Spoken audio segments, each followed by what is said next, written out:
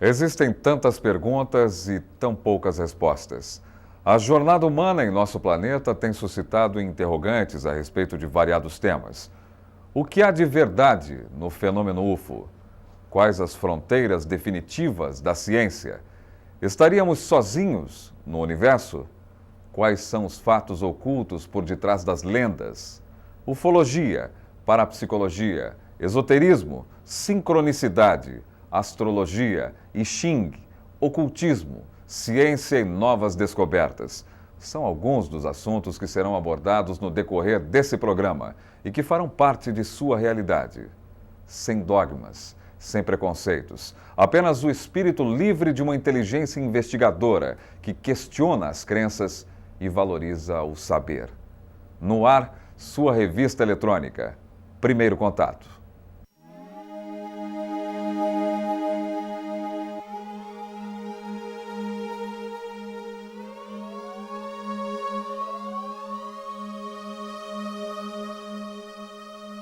Prepare sua mente para o extraordinário, para o inusitado, para o insólito, para enfrentar grandes mistérios. Prepare-se para realizar o Primeiro Contato. Neste bloco, um pouco da história da ufologia mundial. Quando e por quem foi utilizada pela primeira vez a expressão disco voador? Quem foi Thomas Mantell? Com você, Memória Ufológica.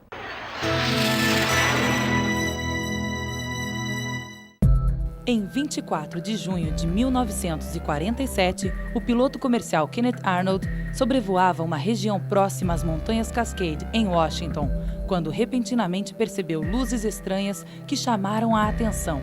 Procurando aproximar-se da fonte, percebeu no horizonte, em cima do Monte Rainier, 9 artefatos voadores que lembravam uma torta cortada. Perseguindo-os e usando sua experiência em voos, calculou que os objetos eram 2 vezes mais rápidos que os aparelhos terrestres convencionais da época, ou seja, velocidades entre 2 e 2.500 km por hora. Procurado pelos repórteres, foi indagado sobre o ocorrido, e ao perguntarem para Arnold o que ele havia visto, ouviram de sua boca o termo pires voadores, que transformou-se popularmente nos famosos discos voadores.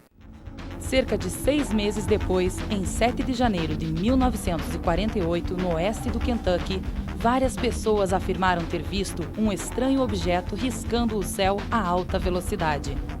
Entre os observadores, encontravam-se operadores da torre de comando da base aérea de Godman, perto de Fort Knox. Casualmente, 4 Mustang F-51, caças da Guarda Aérea Nacional, estavam sobrevoando a região e receberam ordem de perseguir o tal objeto. Um deles desceu por ter pouco combustível, enquanto os outros 3, liderados pelo capitão Thomas Mantell, o perseguiram. Um dos pilotos confirmou ser gigantesco, enquanto o outro descreveu redondo como uma lágrima e às vezes quase fluido. Mais 2 aviões tiveram que retornar à base e Mantell continuou a perseguição sozinho. Vou subir até 6.000 metros e, se não conseguir me aproximar, volto à base. Essas foram suas últimas palavras. Em seguida, seu avião foi encontrado em pedaços, como se tivesse sido pulverizado. Em meio aos destroços, encontraram apenas o relógio do capitão Mantell. A ficção científica está se tornando realidade na Universidade de Tóquio. A equipe de cientistas liderada pelo pesquisador Susumu Tashi desenvolveu um sistema de camuflagem óptica que virtualmente permite tornar objetos e pessoas invisíveis. Confira.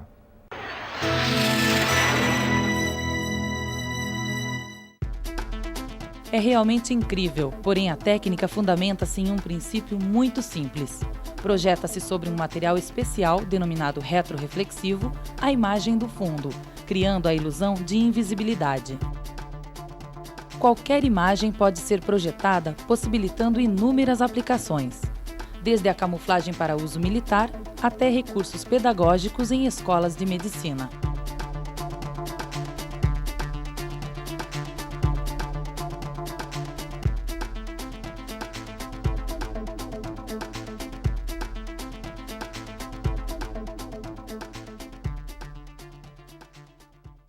Para saber mais, acesse o site do nosso programa.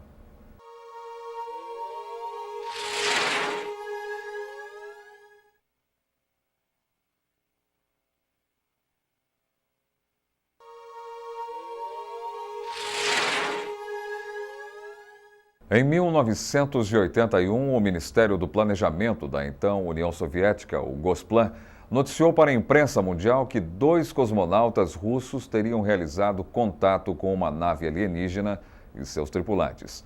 Autoridades do Gosplan convocaram, na época, uma reunião entre ufólogos, militares, cosmonautas e a imprensa. O mediador do encontro foi o general George Beregovoy, chefe do programa espacial soviético, e os cosmonautas Vladimir Kovalenok e Viktor Savinik, que permaneceram 77 dias no espaço a bordo da Salyut 6. A alta cúpula soviética admitiu na época que seus cosmonautas participaram de um contato com extraterrestres.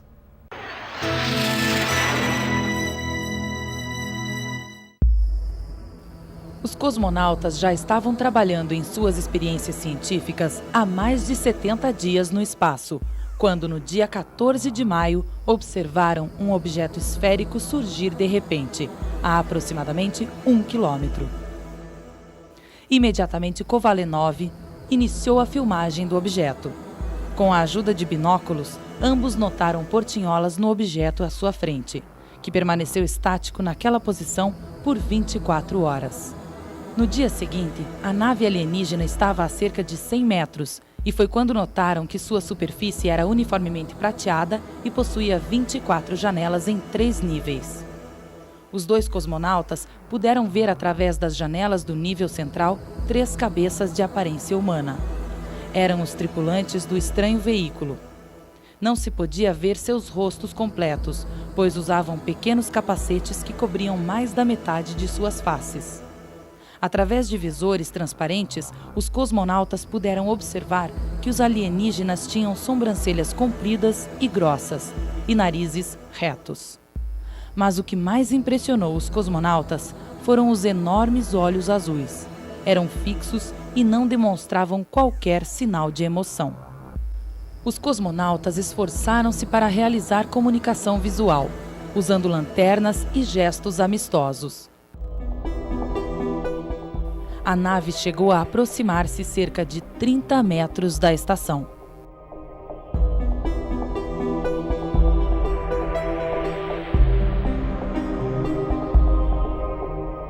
Depois de várias tentativas frustradas, os cosmonautas tentaram o código Morse, usando uma luz breve para 0 e uma longa para 1, e sinalizou a sequência 101101 em código binário.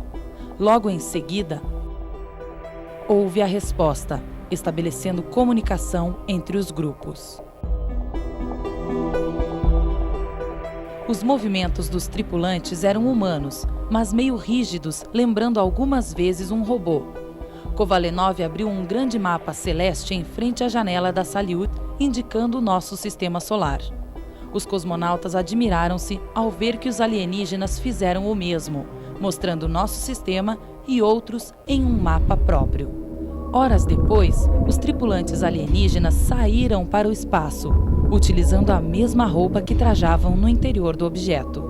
Aproximaram-se da Salyut, permitindo aos cosmonautas estupefatos calcularem seus tamanhos em aproximadamente 2 metros. Os cosmonautas pediram permissão ao comando da missão para também saírem da Salyut, o que naturalmente lhes foi negado.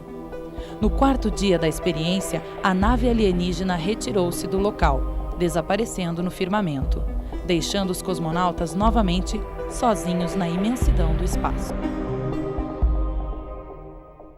Nas locadoras em todo o Brasil, o filme de Mark Pellington, A Última Profecia, estrelado por Richard Gere, Laura Linney e Deborah Messing, baseado no livro homônimo de John Keel, transporta para as telas os relatos verídicos do ocorrido em uma pequena cidade norte-americana na década de 60. As aparições do Homem-Mariposa.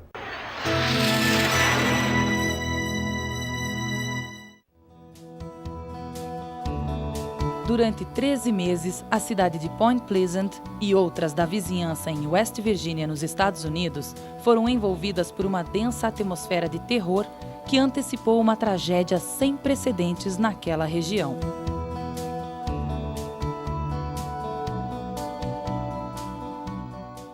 Foram registrados mais de 100 relatos sobre aparições de monstros alados, desaparecimentos inexplicáveis, mutilação de animais domésticos e interferências significativas nas recepções de rádio e televisão. O primeiro avistamento ocorreu em 14 de novembro de 1966, na pequena cidade de Salem, situada nas vizinhanças de Clarksburg, em West Virginia. Naquela noite, o agricultor Newell Partridge estava assistindo televisão em sua casa. Era aproximadamente 10h30 da noite, quando, de repente, a TV saiu do ar.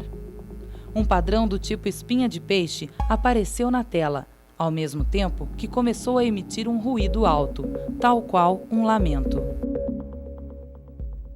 Nesse mesmo instante, seu cachorro começou a latir para o paiol de feno. Da janela de sua casa, iluminou o paiol com uma lanterna. Pôde ver 2 círculos vermelhos, ou olhos que se pareciam com faróis. Às 11h30 da noite seguinte, um Chevy 1957 deslizava lentamente pela área de preservação ambiental, afastada da cidade, denominada TNT, considerada um ponto de encontro dos jovens locais. Dentro do automóvel, Linda e Roger Scarberry, Laura e Steve Mallette estavam à procura de seus amigos. Repentinamente, o gerador que fornecia energia para a iluminação desligou-se.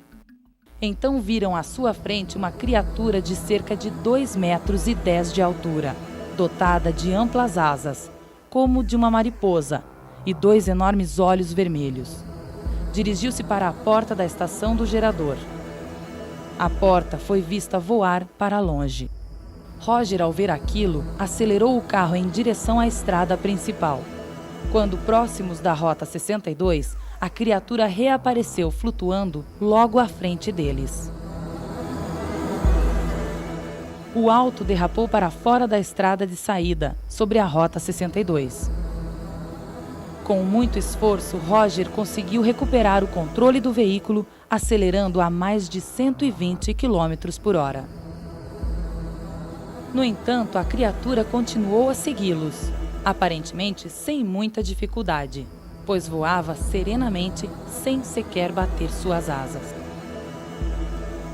A perseguição só terminou quando chegaram nos limites da cidade.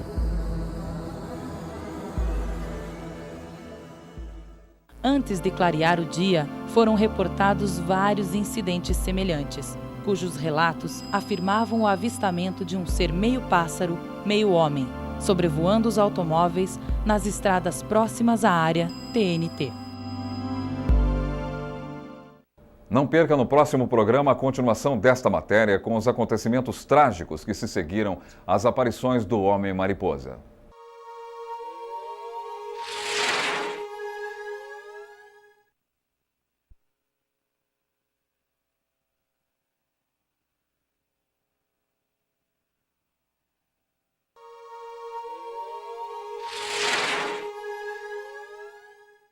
Olhos de Dragão, reflexões para uma nova realidade, de Carlos Alberto Machado. É leitura indispensável para quem quiser conhecer pelo ponto de vista da metodologia científica os fatos que envolveram o fenômeno do chupacabras em 1996.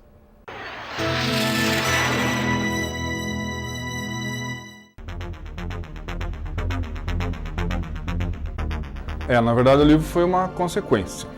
O que aconteceu foi o seguinte, em 96, eu vi histórias sobre os chupacabras e fiquei interessado sobre o assunto, mas eu tinha minhas dúvidas também. E como aconteceu um caso muito próximo de Curitiba, na cidade de Campina Grande do Sul, eu fui verificar pessoalmente. E pelo fato de eu ter feito biologia, eu não cheguei a me formar em biologia, mas eu já tinha conhecimento suficiente para identificar um ataque de um animal selvagem, que foi o que eu pensei que fosse. Só que quando eu cheguei no local, eu verifiquei que não tinha nada a ver.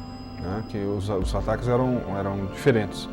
Isso me fez ficar interessado em fazer um documentário sobre o assunto, né? E esse documentário acabou puxando um livro, porque o material foi se juntando e as informações foram acumulando, né? Chegou um ponto em que eu pensei, eu podia fazer um boletim, alguma coisa assim, mas acabou se transformando num livro mesmo. Eu nunca me bati de frente com eles, né? Porque eu ficava sempre o meu trabalho nunca cruzou, né, com essas autoridades, mas eles estavam na região também, né? Então nós tivemos, por exemplo, algumas oportunidades que encontramos comboios do Exército, né, caminhões e jipes com vários soldados na região, e o mais estranho é que na região não existe nenhum rincão, nenhum local próprio para treinamento de exército, né? Existe um rincão naquela região, mas ele fica fora fica contramão, vamos dizer assim, na cidade onde a gente se encontrava. E lá ocorreu várias experiências assim, de que o exército vinha parar na região e o pessoal me avisava que eles estavam lá verificando. Mais tarde eu vim, inclusive, a entrevistar uma testemunha militar que confirmou as caçadas que o exército fez naquela região para tentar capturar essa criatura. Nós soubemos que o exército também fez armadilhas e nós também fizemos uma. A nossa lógica era mais simples, né? Nós tínhamos poucos recursos. Nós fizemos uma armadilha meia polegada e essa armadilha ela conseguia segurar tranquilamente cães ou se fosse uma sussuarana, como estavam acusando, né, os órgãos oficiais. Mas ela capturou alguma coisa e, seja o que for que caiu na armadilha, arrebentou ela e deixou alguns pelos, né? Que foi o que a gente conseguiu depois, permitiu que a gente fizesse exames em laboratório e esse exame deu desconhecido, né, nesses pelos. Nós procuramos utilizar a metodologia, né? Se nós encontrávamos, por exemplo, uma pessoa, a gente fazia questionários com ela, né? Procurava sempre fazer as mesmas perguntas, até para poder fazer uma estatística depois que foi feita, né, no nosso livro. Nós procurávamos mapear todas as ocorrências, né, cada caso, em cada cidade que nós estivemos visitando vários estados, né, do Brasil, aqui mais na região sul do Brasil. E procuramos 3 veterinários que nos ajudaram também, né, fizeram o trabalho da maneira correta, fizeram necrópsias. E nessas necrópsias nós verificamos, por exemplo, que os animais não tinham sangue. Então nós procuramos utilizar a metodologia científica em todo o nosso trabalho, né? Usamos equipamento também adequado para esse tipo de pesquisa, dentro da medida do possível, lógico.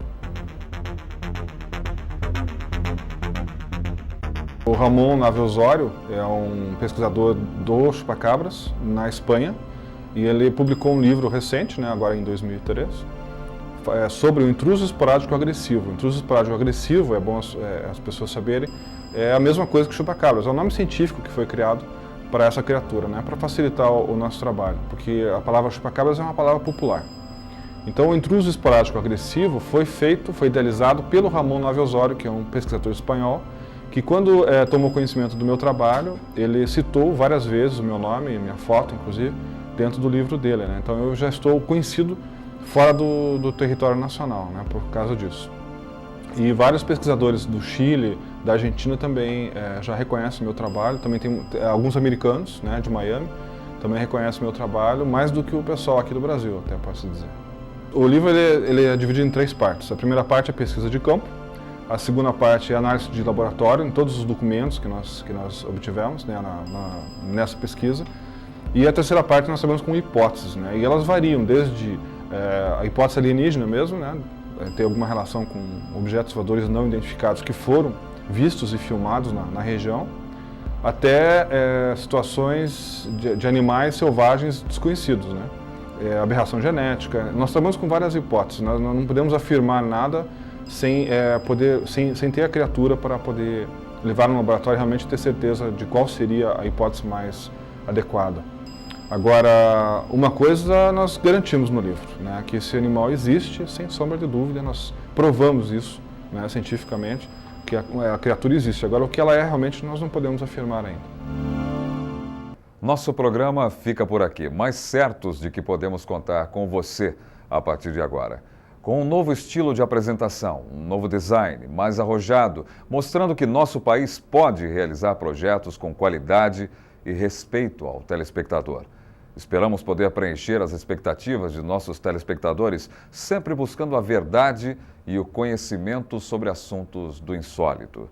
Se você quer colaborar ou enviar a sua opinião, escreva para a Caixa Postal 24555, Agência Uberaba, Curitiba, Paraná, CEP 81 570 971, ou mande um e-mail. Aguarde o próximo Primeiro Contato.